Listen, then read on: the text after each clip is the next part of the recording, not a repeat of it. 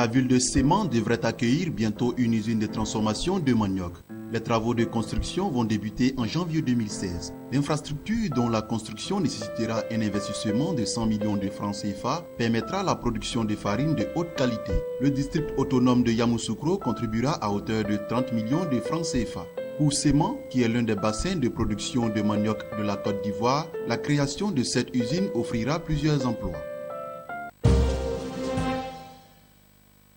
Le gouvernement ivoirien a fixé à 100 milliards de francs CFA le renouvellement de la licence télécom globale pour une durée de validité de 15 ans. C'est ce qu'a annoncé Bruno Nabagné-Koné, le ministre des Technologies, de l'Information et de la Communication, au cours d'une audience accordée aux directeurs généraux d'Orange Côte d'Ivoire, MTN Côte d'Ivoire et Move Côte d'Ivoire. Les petits opérateurs tels que Comium Côte d'Ivoire, Green Côte d'Ivoire et Café Mobile, débiteurs envers le gouvernement de plusieurs milliards de francs CFA en taxes diverses, n'ont elles pas été invités à cette rencontre. Le gouvernement a déjà lancé un appel à manifestation d'intérêt pour une 4e licence mobile dans le pays. Burger King ouvrira dans les prochaines semaines dans la commune de Makouri à Abidjan. Serveur, la filiale catering d'Air France a prévu d'installer des fast-foods de l'enseigne américaine Burger King dans la capitale économique ivoirienne avec son compatriote le groupe Bertrand.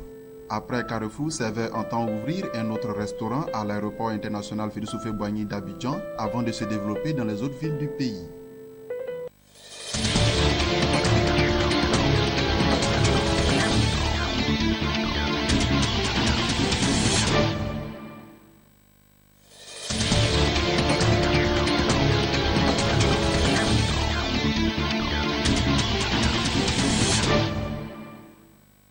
L'Éthiopie prévoit de construire 4 nouveaux parcs au cours des 2 prochaines années.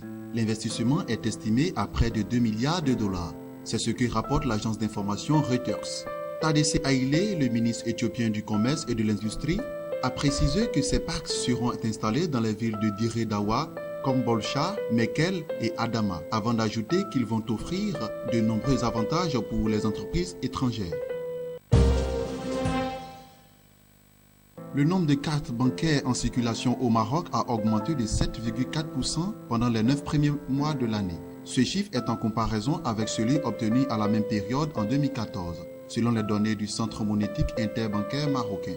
228 nouveaux guichets automatiques de billets ont été installés sur le territoire marocain, portant le nombre total à 6 462.